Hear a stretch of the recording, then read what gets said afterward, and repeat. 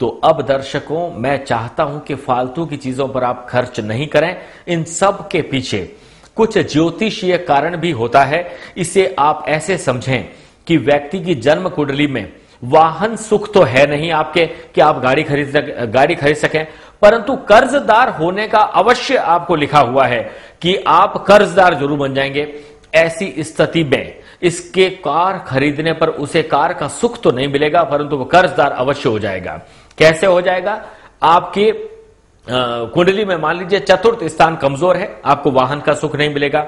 अब आपको वाहन लेना है, क्योंकि बेटी कहती है कि मेरे जो फ्रेंड सर्कल में सबके पास कार है, पिताजी आपके पास नहीं है। पिताजी कहते हैं कि भैया अब मैं करूं क्या, कर्ज लेकर आपने ले लिया। अब आपके कर्जदार होने का योग था, पर कर्जदार होंगे कैसे? किसी वजह की वजह से होंगे। तो वह कार आपने ली, आप कर्ज नहीं चुका पाए, फाइनेंस कंपनी आपके कार को वापस लेकर चली जाएगी, फिर आप पैसा चुकाते रहिए। अब क्या करेंगे? तो कर्ज मुक्ति के लिए दर्शकों मैं कुछ उपाय सुझा रहा हूं आपको, सरल उपाय है जिसे जरूर करें।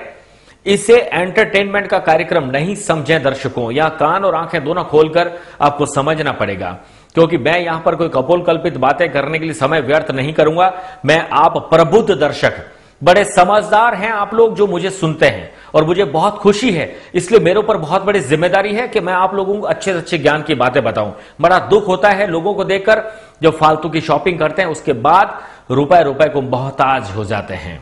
मैंने ऐसे ऐसे लोगों को देखा है कि घर में चाय बनाने के लिए शक्कर नहीं है, जो भगवान के मंदिर से प्रसाद लेकर आए थे, उसमें जो मखाने और बताशे थे उसको डालकर मीठी शक्कर को बनाकर चाय पीते हुए मैंने लोगों को देखा है। पर मैं नहीं चाहता आज के बाद आप सभी कर्जदार हों।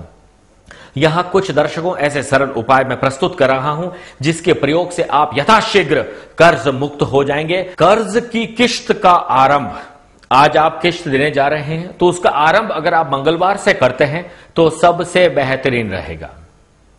कर्ज की प्रथम किश्त देने, यानी पहली जो इंस्टॉलमेंट है, वह देने से पहले श्री हनुमान मंदिर में दोपहर के समय कुछ प्रसाद, चमेली का शुद्ध तेल का दीपक जलाएं, चंदन की अगरबत्ती हो तो सबसे बढ़िया, और गूगल की धूप के साथ पीले पुष्प की माला अर्पित करें। साथ ही श्री हनुमान जी का आशीर्वाद प्राप्त करें कि मुझे कर्ज मुक्ति दिलवाने का निवेदन कर रहा हूं, मुझे कर्ज मुक्ति दिलवाएं और मेरा शीघ्र से शीघ्र कर्ज आराम से चुक जाए, कर्ज को चुकाने के लिए मुझे कर्ज नहीं लेना पड़े।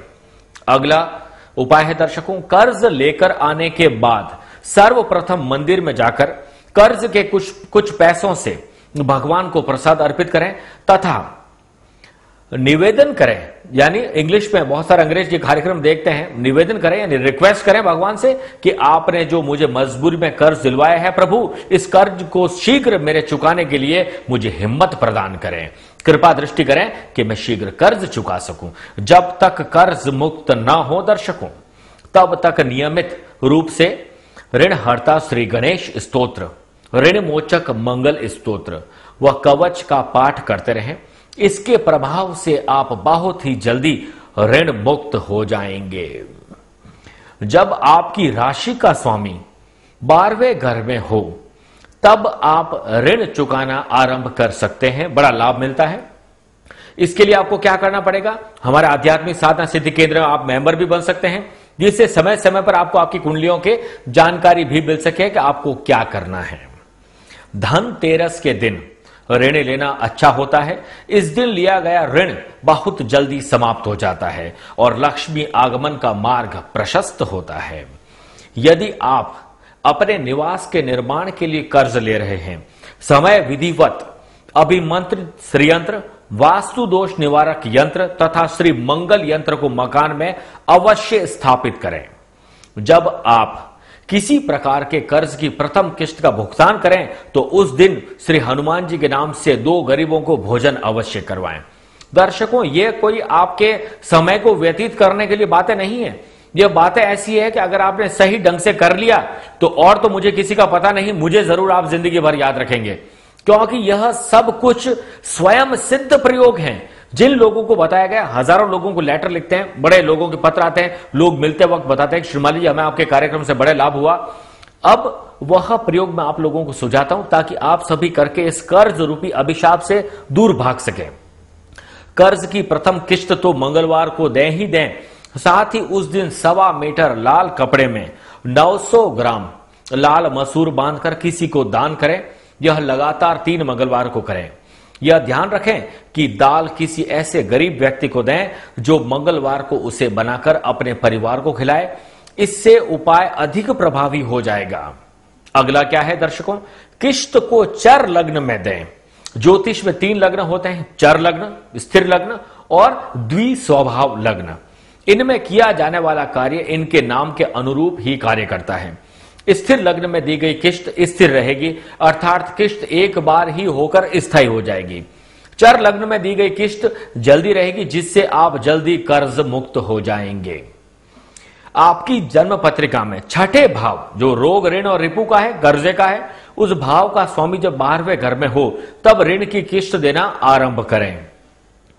यदि मकान के लिए आप अपने मकान के लिए ऋण लिया है तो हस्त नक्षत्र, 27 नक्षत्र में से एक हस्त नक्षत्र होता है दर्शकों, उसमें प्लॉट में लगाए गए आम वृक्ष के नीचे श्री सूक्त का पाठ करने से अति शीघ्र ऋण मुक्त, कर्ज मुक्त हो जाएंगे। यदि आपकी जन्म कुंडली में मंगल के साथ कोई पाप ग्रह बैठा हो तो आप अपने नाम से ऋण अथवा कोई भी वस्तु क्रय यानी खरीदें नहीं। यदि आपको निवास के लिए कर्ज लेना है तो जिस समय मंगल आपकी राशि में आए उस समय शुक्ल पक्ष के प्रथम बुधवार को मकान के लिए ऋण ले सकते हैं। आज के इस भौतिक युग में यदि आप धनवान एवं समृद्धिवान नहीं हैं, तो आपकी घर, बाहर, समाज व रिश्तेदारी में कद्र नहीं होती। इसलिए अपने मान सम्मान को दूसरों से अपेक्षा करने हेतु आप कर्जदार हो जाते हैं और धीरे धीरे आप इस कर्ज के दलदल में फंसते जाते हैं।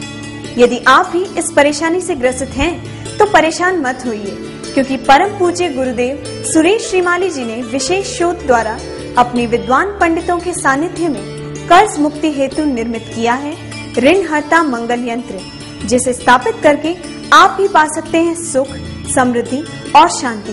अधिक जानकारी के लिए संपर्क करें दिल्ली 65420685 एवं 64544625, मुंबई 9324272446 एवं 9322377660, नागपुर 9371073487 एवं 9371161492 और नासिक 9370590536 एवं 9850342730।